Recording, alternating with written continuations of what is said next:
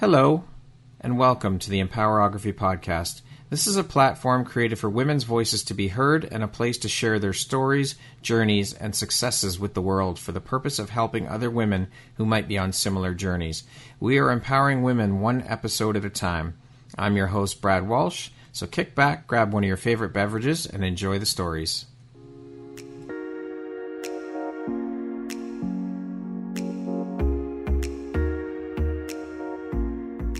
Please join us on Wednesday, March 8th to celebrate International Women's Day at the 3rd Annual Empowerography Live Women's Online Conference. The event will be running from 9:30 a.m. to 6 p.m. Eastern Standard Time. We will have 31 of the most incredibly inspirational, transformative, and influential women around who will be speaking at the conference. You can pick up tickets on my website at www.empowerographypodcast.com. They're on sale now for only $20 Canadian. That's $15 for our U.S. friends. We hope to see you there. Hello there, Brad Walsh here, your host of the Empowerography Podcast. Today, my guest is Jeannie Dougherty. She is a certified money coach, a mental fitness guide, and a retirement readiness expert. How you doing, Jeannie? I'm doing well. How about you, Brad? I'm doing very well. Thank you so much for taking and making the time to be here with me today and share a little bit about your story and your journey. I'm looking forward to jumping in and learning more about who you are and what you do and sharing your story with the audience. Yes, me too. So, Jeannie, as I mentioned, you're a certified money coach, a mental fitness guide, a retirement readiness expert. How long have you been a certified money coach? I have been a certified money coach since 2021, but I've been money coaching prior to that. Oh, okay. So now I'm going to assume here, because this is typically or usually the way it works in conversations that I've had with people and with a lot of people who become coaches, is that they themselves have struggled with that particular issue or issues that they have done the work with, which then propels them into coaching in that particular area or that particular field. So with that being said, and I'm hoping you confirm my assumption because you know what they say about people who assume, why did you decide to focus your energy and business on money coaching? Did this journey begin for you with some of your own personal struggles around money and money mindset? Yeah, I mean, I would definitely say I became the coach that I wanted 10 years prior. That's the short answer. Yes. Okay. I started out on my journey on a completely different path. I am also a trained mental health and substance abuse counselor here in the United States. And so when I first started my counseling practice, I was in Arizona and I was dealing with people who were anxious and depressed and had PTSD and all kinds of trauma and substance abuse and sometimes gambling. And, so you have a different framework, when you work with somebody as a counselor. But every single one of them had money problems. Didn't matter if they were wealthy, they still had money problems. And so I spent more of my time getting to understand, what I would call the survival things. Like what's triggering your anxiety and your depression and your trauma, to find out it was really simple things like, I don't know how to pay my rent. I don't know how to tell, my spouse about, we lost money on a deal, like if they owned a business. They don't know how to deal with family members who were taking from them. They don't have any type of financial boundaries. So I worked on that for 10 years. I was just a counselor and I never thought of it as a skill. I just thought it was just a piece of the healing process that my clients all went through. And then I moved cross country to the Washington, D.C. area, which is where I'm at now. And I suddenly started experiencing workplace harassment as a counselor. It was a radically different experience than what I had sort of learned and grown up in. Out west, it was very female-centered, very much empowered. And when I came out east, it was like the old boys club. And I'll never forget one day I was at work just as a little counselor, little old me, and the men would walk in, it would be 4 of them, and they would just berate you in front of everybody. And no matter what you said or what you had tried to say, or I didn't know we needed to do this, or what was going on with this, it didn't matter, you were wrong. And so I had learned to kind of toughen up, knowing I was going to plan my way out eventually. And I just was like, whatever, okay. And I just learned to stay silent. If you're silent, then the abuse stops. So I'll never forget, I had a colleague who was female, and she was brand new, and she was actually older than me. She had kids, and she had all kinds of stuff going on in her world. And I'll never forget, she turned to me, she goes, I cannot believe the way they treated you. And I just looked at her, I said, this is normal here. I said, yeah, I don't like it either. I'm not going to stay. And she's just like, oh, like, wow. So she and I kind of became a little friendly, a professional group, just trying to endure a lot of stuff because they did the exact same things to her that they did to me. Because that's the whole point of a toxic work culture. Why would you just be toxic with one person when you can be toxic with everybody? Exactly. But here's the thing. We were in the midst of a recession.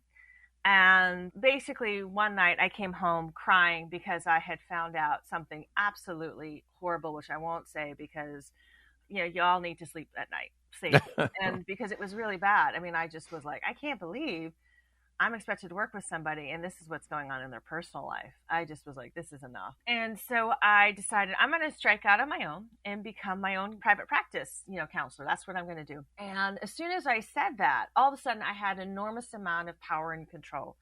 I had enormous respect from everybody there. Like, they admired that I was going to go do this in the midst of a recession. Like, it was one of the weirdest flips I've ever seen from a professional perspective. But the truth is, I was terrified. I decided to do it differently than the insurance programs out here. I worked more what we call employee assistance programs. And so those are federally mandated. So they're just different. And so I did that and did a private practice. And it was not like red hot awesome. It just wasn't. But when I talked to my colleagues, who were taking insurance and doing what I call the traditional route, they weren't making any money either. And I was like, why not? They're like, oh, no, I'm busy. They said, but like their clients weren't paying them. And I was like, wow. Right. So how do you run a business when an insurance company says they will not pay you thousands of dollars for seeing all their clients because they don't like the way you did a prior authorization? It was just like, that's the norm for a lot of people, unfortunately. If you don't do the paperwork exactly correctly the way they want it, then they're going to not pay you. And there's nothing you can do about it. So I was smart enough to think outside of the box, but I didn't have any idea on how to run a business. And that's really when my money story dramatically shifted. It's because prior to that, as an employee, I did fine. I had money. I didn't have really money problems. I saved. I did whatever I needed to do with my money. But at the time, it was a real challenge explaining to my family of like, well, I'm not going to take a steady job that was low pay. I'm going to actually really just jump ship and go do this other thing. Yeah.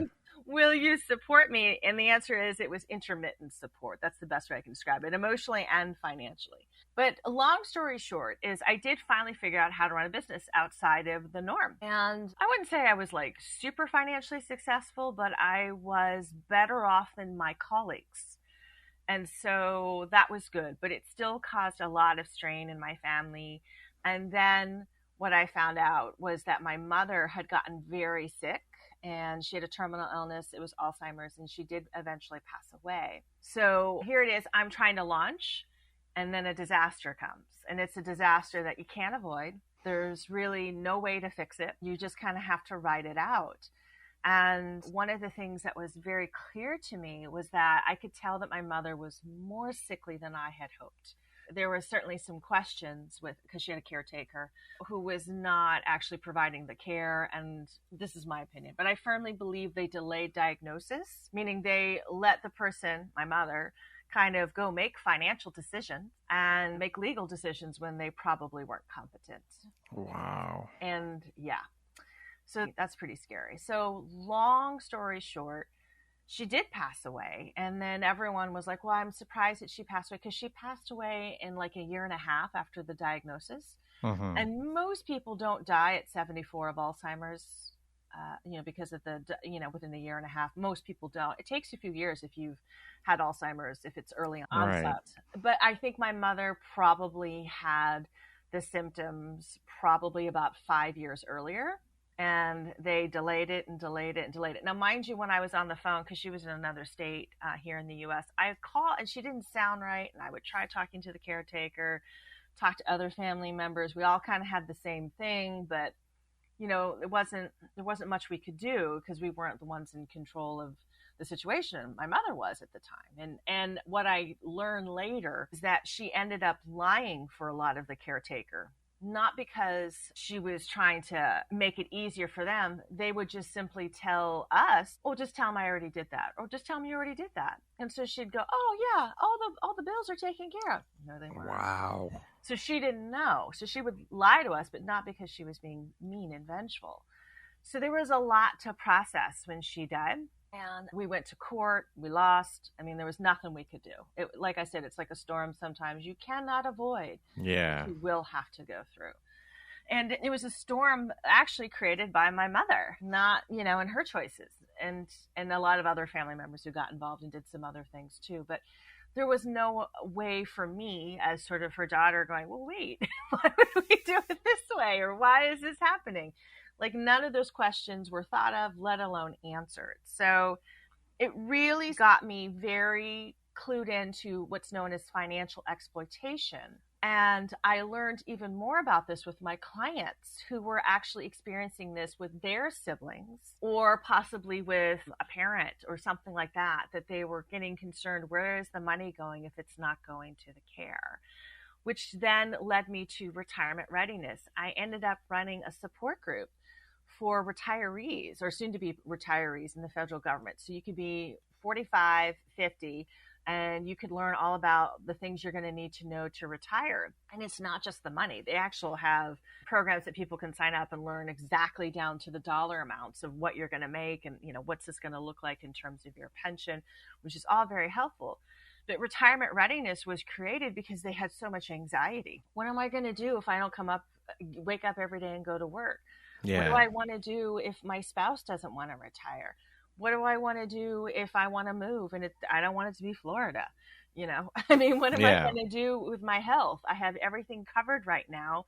Should I get my heart surgery done now? Or should I wait till I retire? And so we have all these like in-depth conversations about really making health and lifestyle choices. And the news flash to me was, it is your health that actually determines your retirement readiness, not your cash, never your assets. And my mother was a great example of that. She had $1 million estate. It was completely liquidated before she died. Holy shit. Yeah. And it's because people took advantage of her and she wasn't well enough to know the difference. Horrible. I mean, that constantly goes on in today's day and age with elderly people and people taking advantage. I mean, look at all the scams out there, and they're always predominantly geared towards the elderly. And it's horrible that people prey on the elderly. It's absolutely and downright disgusting. Mm-hmm. But it is a fact of life. Yeah. People have no problem taking money if you're a little old lady of 90 on a very small pension or whatever it is that you're living in. It may be a tiny little house that probably needs a lot of work, but you can survive in it. Yeah. They have no problem with that. And they have no problem taking money from family members because they think they deserve it. Whew. Crazy. So, it's like learning to know your boundaries and stay away from people who their sentence in life is, it's about me and it will always be about me. Yeah. Unbelievable. Yeah. So that kind of led me to a really raw and very deep introspective place of seeing things crumble that actually weren't that secure to begin with. And then rebuilding, like emotionally rebuilding myself in my own business was something that took me about a year. And then when I found out about money coaching, because as I tell people, I know this is surprising because it's audio, but I'm actually a dancer. And I started dancing as an adult, like not as a kid. Like I'm one of those rare people. I was like, well, I'm not dead, so I might as well go learn how to dance. And so I did. And good for you. Yeah. And so I learned how to do group dance classes with other adults who some actually had, as you could tell, they had great dance training, and other people were just, happily moving along, doing whatever they could do with their bodies. So I danced in what we call Mm-hmm. just dancing along, and it's called 5 Rhythms, and it is in Canada. Okay. Toronto for sure. Yep. I don't know about British Columbia, but I Mm-hmm. know in Toronto, I think they might have had a group one time in Calgary. So Very cool. Yeah, I don't know what it looks like now post-pandemic, but I know prior they definitely had what they call tribes or communities.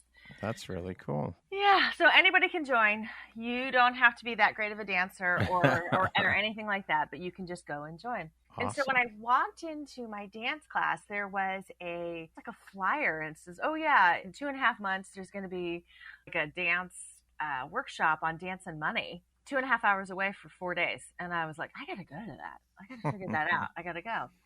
And it was actually taught again by a hybrid, a dance teacher and money coach. Oh, wow.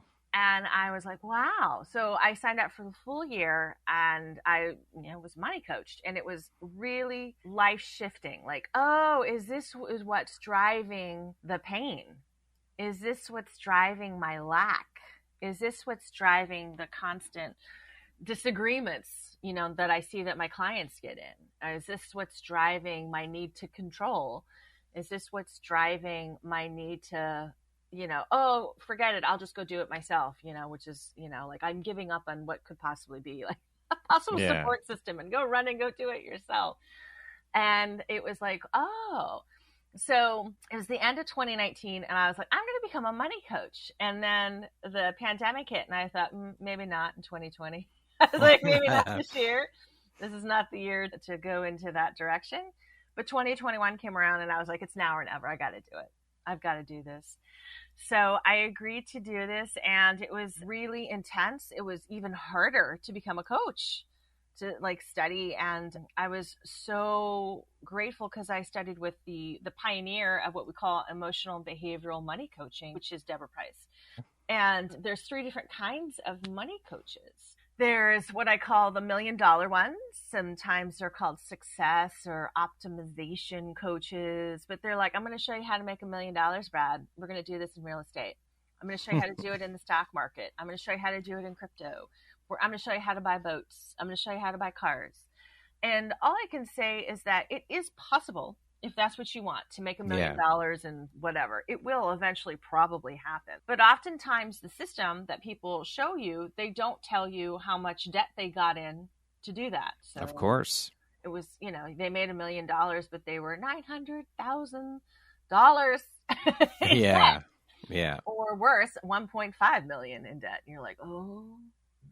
So, that's what happens, unfortunately, to a lot of Instagram influencers. Thank you. Influencers and, other people who have what I would just say really online, super presence, kind of things, is that they don't really have a lot of money. And it does happen with a lot of millionaires as well, that all their money is tied up in their debt. So they made $1 million, but their net is not anywhere near that.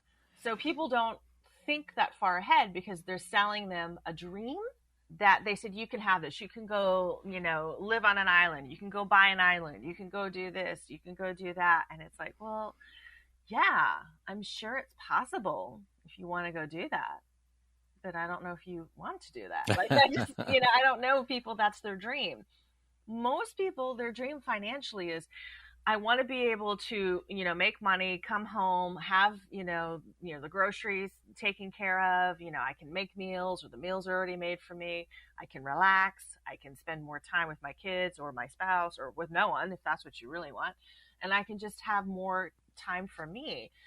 But there is a bit of a mistruth. When you start a new business or a side hustle, it may require more of your attention, at least in the beginning, to get really focused and get it off the ground. For sure.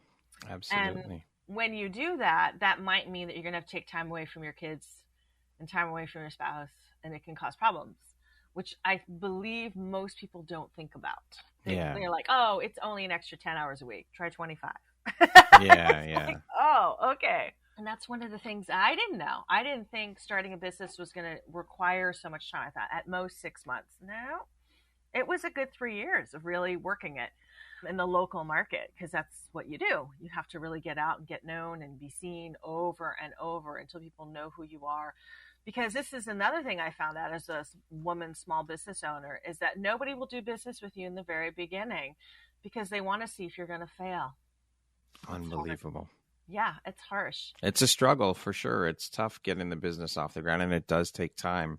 Mm-hmm. And that's something, a misconception or a myth. I think that a lot of people assume that it's going to be an easy ride and, oh, I get to choose my own hours and I get to do this and I get to do that. And then when they jump in and they realize, oh shit, this is a hell of a lot more work than I thought, they end up giving up.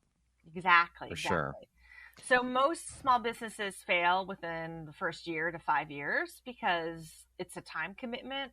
It can come up against real family conflict, like if you've got a sick child, maybe running a business, you're either going to have to get more help or you're going to just have to, go at a slower pace or do something different.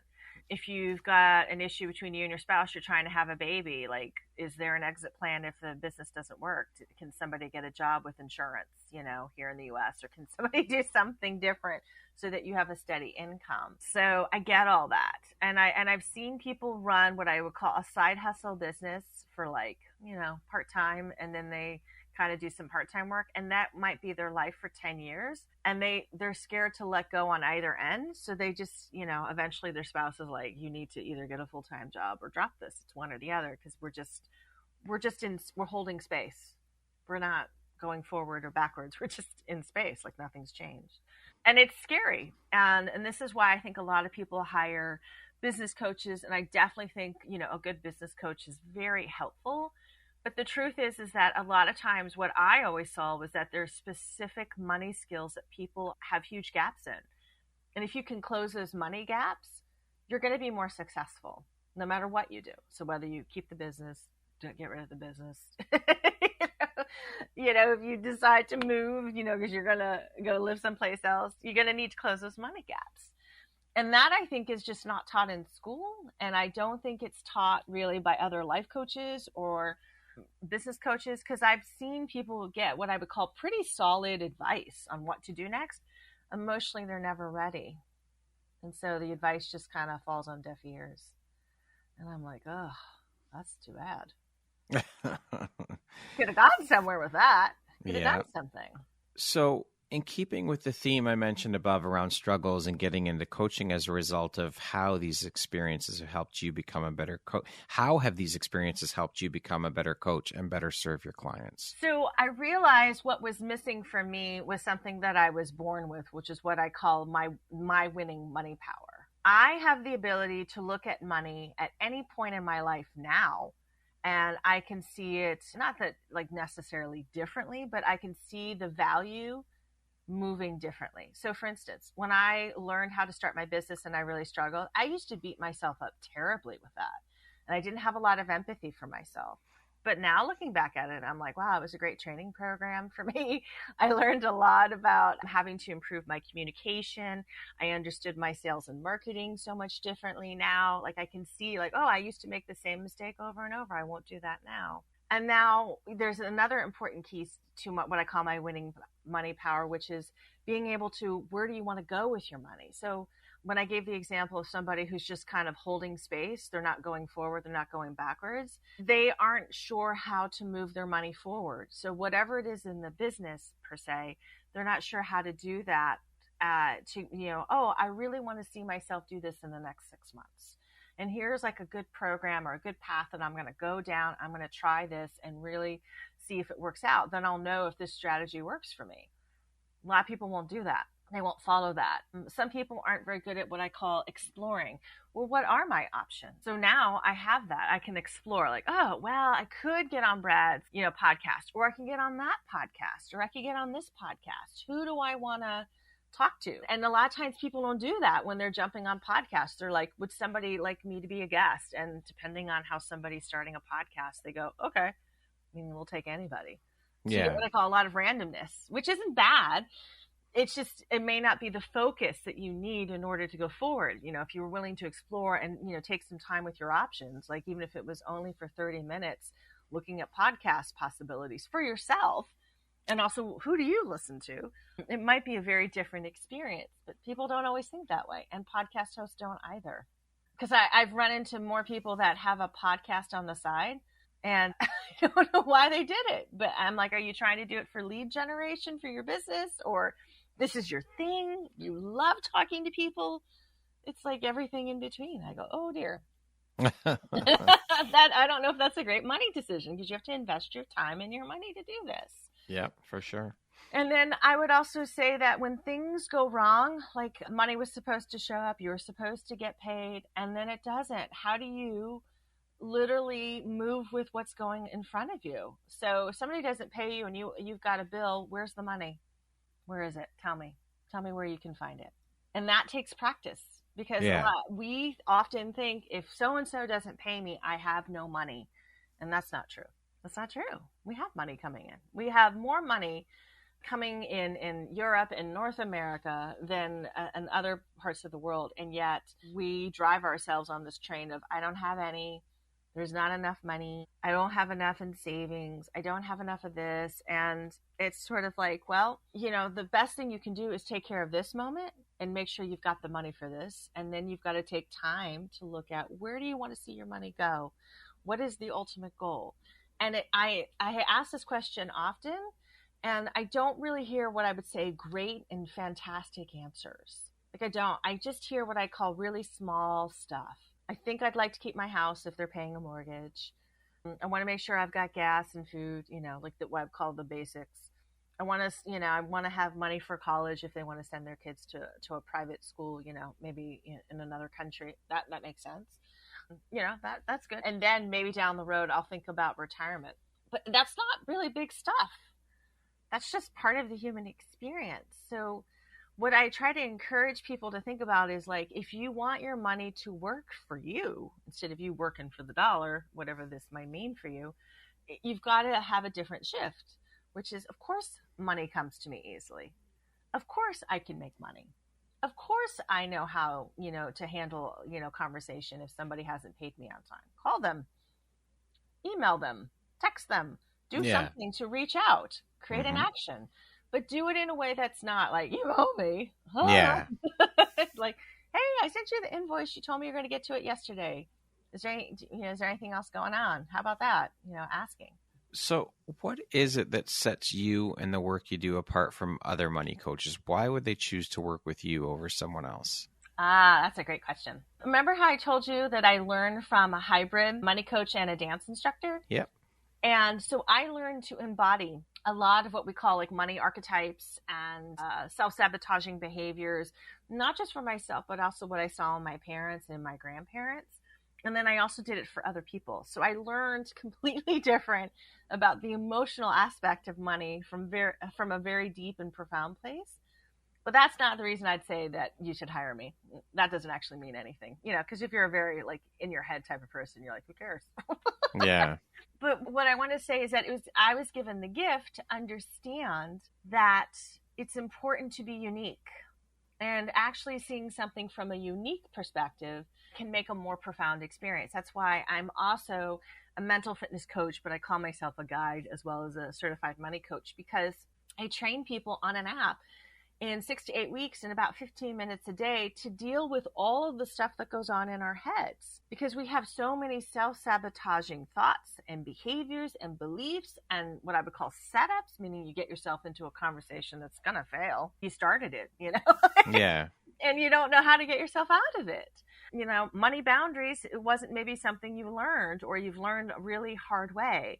Some people are, so anxious, particularly, what's gone on after this pandemic, trying to take care of themselves. It's not that they're really spending because, they're trying to get somewhere. They're just trying to feel better. And, it's one thing to sit down and go, Brad, here's your budget. Here's what you're not going to spend money on this week. You're not going to buy any sport trading cards. You're not going to download any music. You are not going to buy some movies online. You're going to slow down on your subscriptions. And people are like, are you kidding me? This is my life now. Why would you take that from me? Versus approaching it like, hey, you have all this extra energy right now, and you're trying to find a way to make yourself feel better. What else is available to you besides maybe cutting back on some subscriptions and saying this week you're not going to buy any, online music or movies? What else could you be doing with your time? And then it's allowing somebody to go, I guess I could, so depending on where you live, they might want to go for a walk, or they might join a fitness group online, depending on where you live. And if the weather's terrible, you probably want to do it online. It might mean that you're going to actually find an activity that doesn't require your phone. What? And, an app that isn't on your phone that you're constantly on.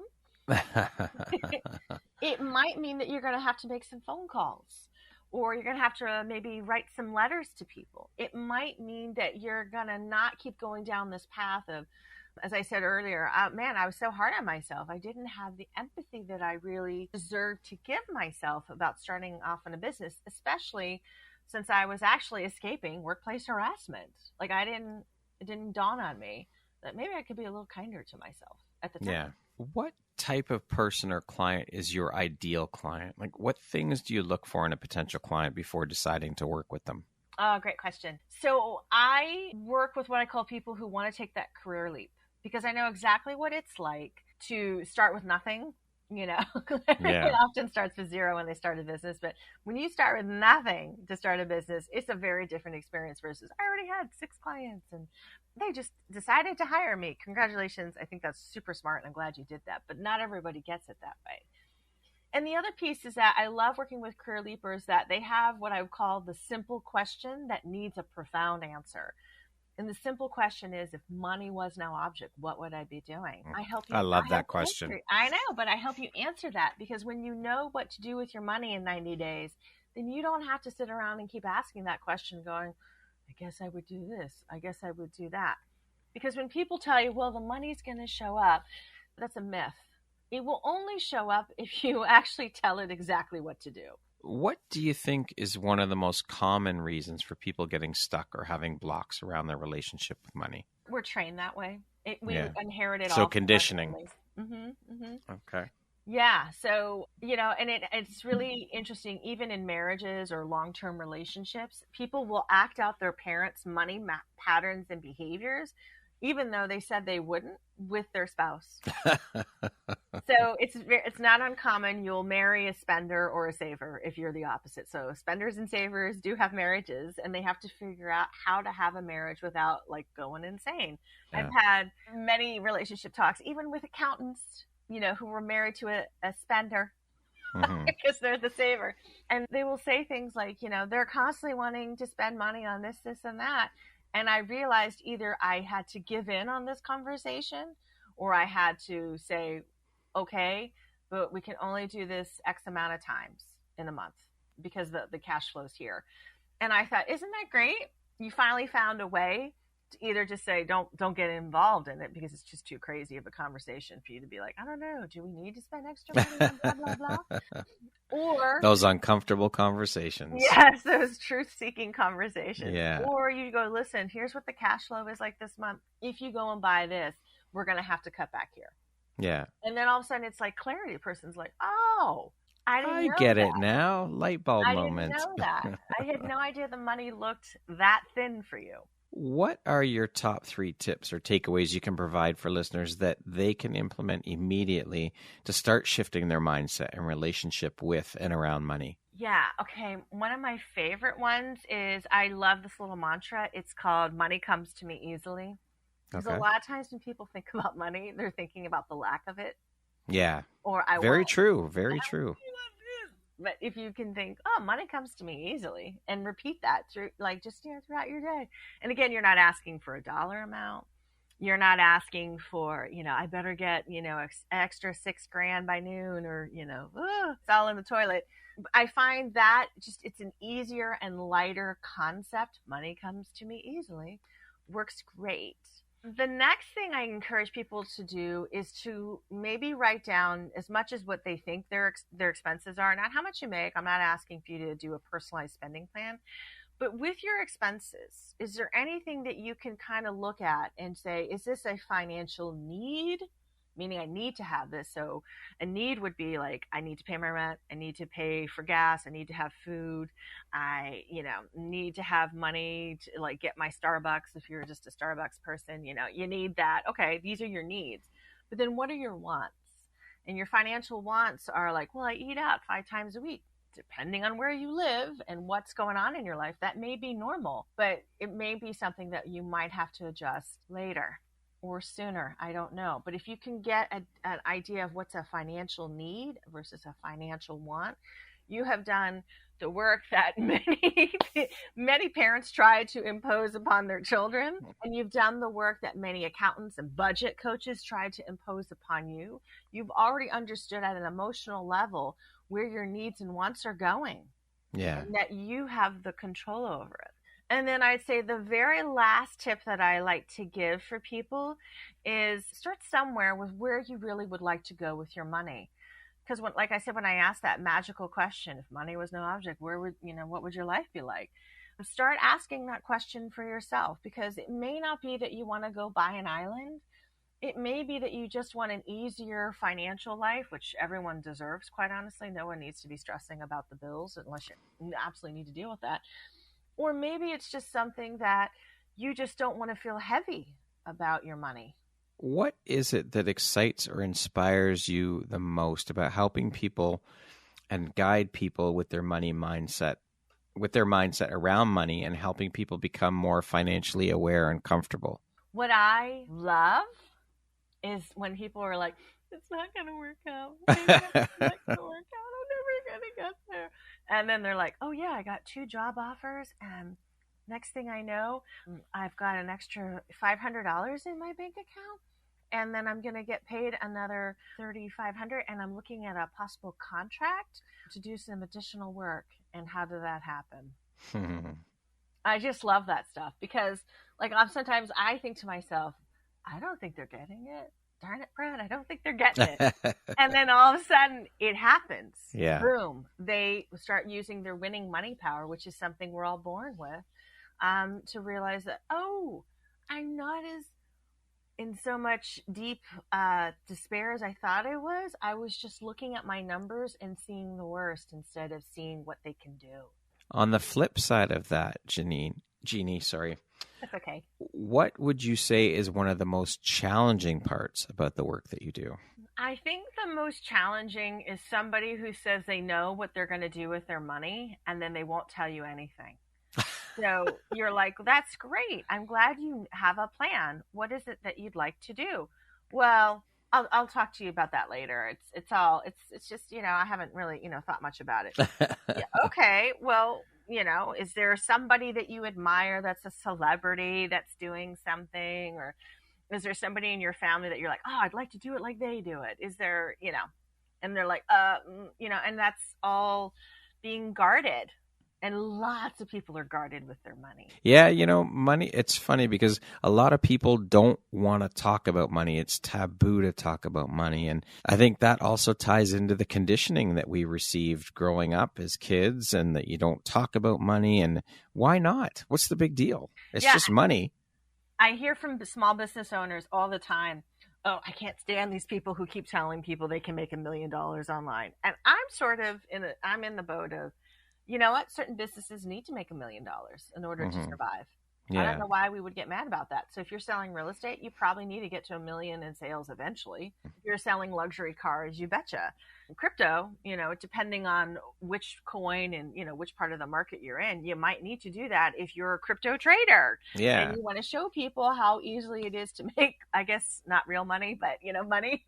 I think we need to normalize the conversation around money, because it's not. People think it's taboo to talk about it, and we shouldn't be talking about this. And why not? Let's just normalize the conversation and talk about it.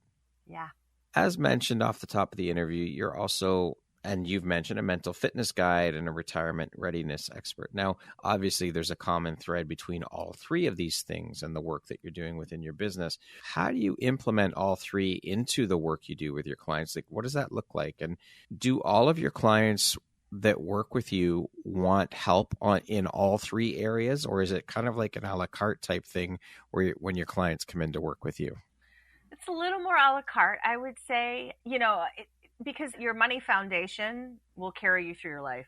And if you don't know how to fix what I would say those potholes that you keep, basically driving yourself right in. I love that. I love that analogy. That's awesome. Then surprise, you will have it through no matter whether you take a career leap or not, whether, you want to own a small business or not, or whether you want to retire. What I see is the driving force is that people have enormous amount of passion and energy, and they don't know how to focus it. So it doesn't matter whether you take the career leap or not, although that is what I'd say is the person I'd say you probably need the most amount of money coaching, because a lot of people do a career leap and it costs them tens of thousands of dollars in debt. And they didn't know that was going to happen. And then it took them another 10 years to get out of it. It's like, oh, yeah. Geez. And then I would say, the small business owner, once you maybe get up and running, how do you get yourself to a place that you wish to slow down, or maybe sell the business, or maybe forge ahead and create another wing of the business or make more money? How do you do that without killing yourself? Because I run in, their health issues are like astronomical. I'm like, how long have you been in business? Oh, I've been in business for 30 years. I don't know anything else. Yeah, I can see that. Yeah. And then the retirement readiness piece is, your retirement is coming, and you don't have the money. Like, it. Like, you've looked at the numbers and you're like, oh boy, I better be dead at 61 if I want to retire at 60. Like, there's just you don't have it. And the truth is, you can really get your retirement moving in a very different direction in 5 years. Like, if you start again at zero, you can do amazing amount of retirement work. Perfect. That will keep your money right where you need it so that you can retire. But not everybody thinks that way. Oh, I got 5 years. I really got to knuckle down. Let me do this. But the big thing with retirement is people want to retire when they want to, not when they're forced. And most people are forced because either the job ended, or maybe the company ended, and their health finally took a turn that they could no longer come to work full time. And I don't think people realize that stuff can happen. Part of the shift for my mother that I thought was so interesting is that she was working as a contractor for a period of years because she was laid off because she worked in the dental business. She was a dental hygienist for a number of years, and then she got into dental insurance management. And then things shifted after 9/11 here in the U.S. That insurance benefits were they were just less. And so, companies had to find ways to cut the programs, and cut their staff. And so my mother was in her mid-50s and she was laid off. She had resources and she still worked as a contractor, and then things shifted again, and then she just wasn't really working. So she was in her late 60s and she still wanted to work, but she just couldn't find the work. And that is when her health issues started to shift. I think that retirement plays a part in that too, though, because you hear stories of people who have retired and they don't know what to do with themselves after, and their health starts to fail. And it's sad that, I think, again, this speaks to societal conditioning that, I'll take that trip when I retire, or I'll do this when I retire. Why the fuck can't you do it now? Why wait till you retire? Why not do it now? Exactly. It's all based around societal conditioning and what we're taught growing up and the lessons we learn. There really needs to be a shift around thinking around all of that, finance and retirement, and don't wait. Do the shit now while you can, because you don't know what's going to happen. You don't even know if you're going to live to retirement, to be honest. I mean, we're not promised tomorrow. No, so do the shit you want to do now. Don't wait. Don't put it off till you retire. Yeah. And then don't act like all the money in your net worth is going to be there, because you can be prey to all kinds of things. Yeah, for sure. For sure. Now, you say that you have a rare financial skill. You can read people's money auras. Can you share a little bit and speak a little bit about how that works and what that is? Yeah. I've gotten in trouble for sharing that gift. Well, you won't get in trouble from me, so please feel free to share. So basically what it is, it's not that I'm intentionally trying to look into people's psyche, ever. It's never like that. But what happens is when people start talking about money, whether it's good or bad, all of a sudden the aura reading skill will pop on. And basically, when you're lying to yourself, I can hear it loud and clear. So if you were going to tell me, Brad, I've got all this money in my investments, I'm going to be fine. And then I would be like, no, you don't feel fine. I can tell, because I could hear it in your voice. Or I think I should take this job, and I can literally hear it in your voice that you're not ready to take the job, because the money's not. So it's an interesting, where did this come from? I don't know. All of a sudden one day I would hear things and I knew they weren't true, and it was about money. So I would just, I call it like reading your money aura, and maybe I should say something a little different. I've had people scream at me when I tell them, I don't think that's really what you want to do. I can tell that that's not, there's still some emotional whatever, and then they just get so mad. But truth is the thing in the room that will stay standing when everything gets blown up. Absolutely. Jeannie, what do you think your unique skill set or superpower is that's helped you become successful? It's my hybridness, or hybridity. Your hybridness. I love it. Yeah, it's the hybridity. That's the nice way of putting it. There we go. Yeah, it's because I can see the money and I can see the emotions that drive it. I can see how to fix it and repair it. And I know how to work with people who are what I would say very numbers based to Yeah. people who are like, I should get better at the money. And it's like, yeah, you can get better at the money if you choose to do that, because those are different, if you will, defense mechanisms when it comes to dealing with your money. Right. So speaking of success, what does that word success mean to you? How do you define that word? Oh, it's joy. Love it. Plain and simple. I love it. I mean, how much joy you have in your life can sometimes reflect the amount of money you have, but most importantly, how much joy you have in your life is how well you're going to live your life. Yeah. It's more important than the money. For sure it is, 100%. What would you say is one of the most important things you've learned in your life? And what was your life like before you learned it? And what was your life like after learning it? Oh, there's been so many. Jeez. Oh, this is a good one. When I learned specifics about what happened with my mother's estate, what happened with her care, I realized a very simple truth, and that is I was put on this earth to learn how to forgive people who had caused harm to me. And I was going to have to find a way to forgive them. Even though they were family, I was going to have to find a way. And I did. Forgiveness is a very, very tough lesson to learn. It's huge, and I think it's hugely important in order to release yourself. There's such a freeing feeling when you're able to forgive. There's so much love and kindness in that. Yes. But again, it's a very hard thing to do for a lot of people. What advice would you give someone wanting to pursue a career similar to yours? Oh, gosh. They wanted to go out there and be a total pioneer in hybridity by combining mental fitness with money. What would I give advice to? I would encourage them to find the type of clients they think they can help the best, because I work with quite a range of people, but sometimes a range doesn't really make you better at your job, doesn't make you happier at your job. It just makes you sort of a mouthpiece, if that makes sense. Yeah. Okay. So I would encourage them to find out, so for instance, I always refer to the person who wants to take a career leap. Let's say that's not their thing. They're like, yeah, no, I would never want to work with somebody like that. That would drive me crazy. And then I'd be like, do you want to work with, mid-career professionals that are single moms? Do you want to, work with single young men that need to plan, their money until they're age 40, and then they're going to plan a whole nother life after that. So it's not even about retirement. It's just like they're going to plan something totally different. Mm-hmm. Who in your life has had the biggest impact on you, and why? Biggest impact? Oof, that's a hard one. There's been so many. I feel like everyone makes a really serious impact on me. My dad. Yeah. He's no longer here. He passed away too a number of years ago. But the biggest impact he really made, I think, in my life was to be calmer, to stay more focused on the details, because I used to be very like, I have an idea, let's go. And I didn't think about this might not land as well as I thought. This may not go as well as I thought. I had an idea. And I think my dad, because he was an engineer, you refer to this as ops testing, you've got to do some operational testing before you go and launch. Yeah. I think that really made a really healthy impact in my life, because then I was able to draw people towards me that had a closer philosophy, not exactly perfect or the similar as my dad, but maybe we should do a couple run-throughs before we decide to do this, or maybe we need to talk to a few more people and see what they think, or just learning to test the market, which is now what we call in marketing, testing the market. Now you have a better idea because you're testing it instead of it's done, it's launched, let's go.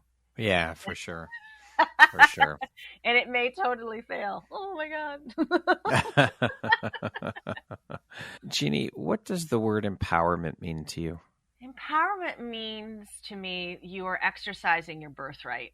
I love that. Thank you. It was exercising my birthright when I, turned to my female colleague and go, I'm well aware, and I've already made up my mind to leave.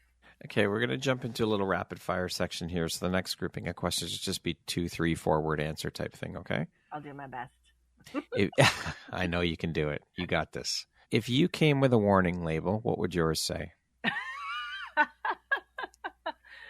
Healthy. Well, that's good. We start out with a laugh. That's good. Yeah, healthy but hot.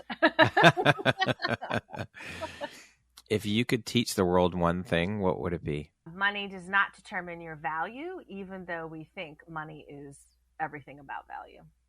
What's one thing you want but cannot buy with money? Well, happiness, joy.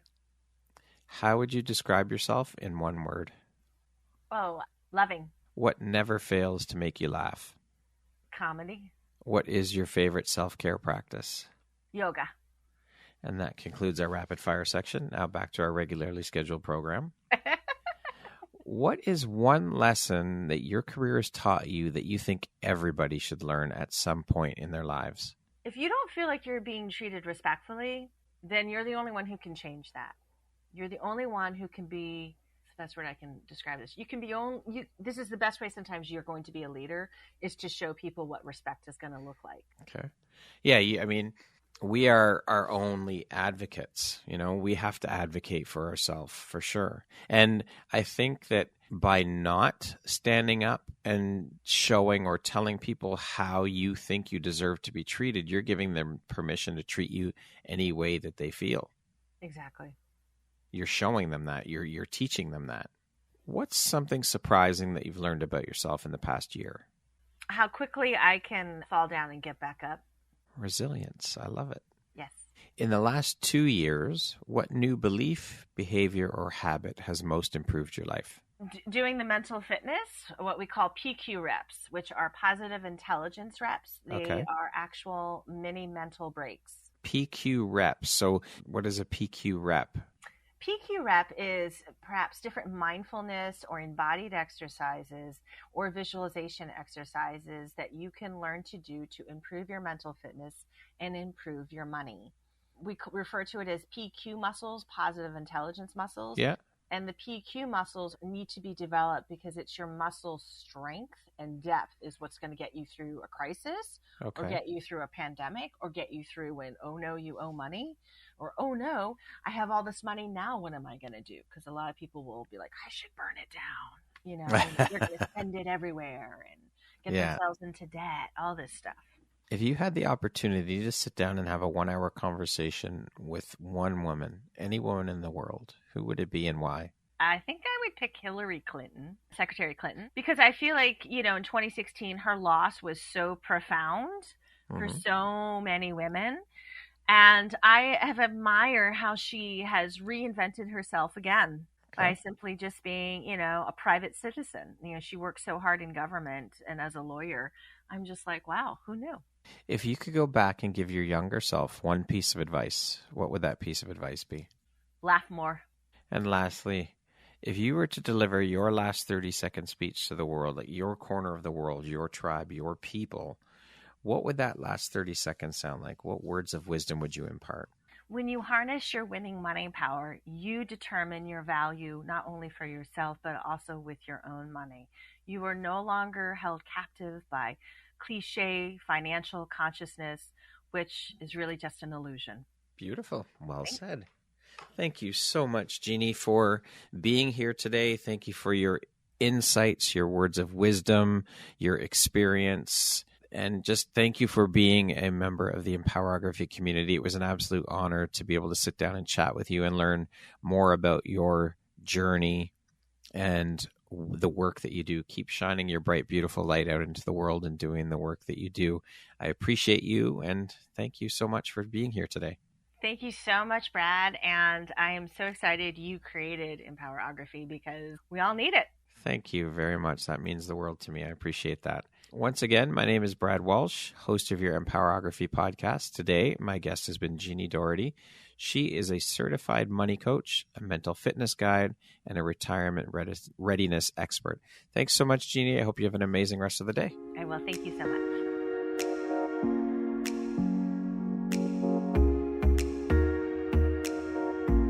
Thank you very much for listening to this podcast. If you haven't yet, please be sure to subscribe, rate, review, and share with all your friends.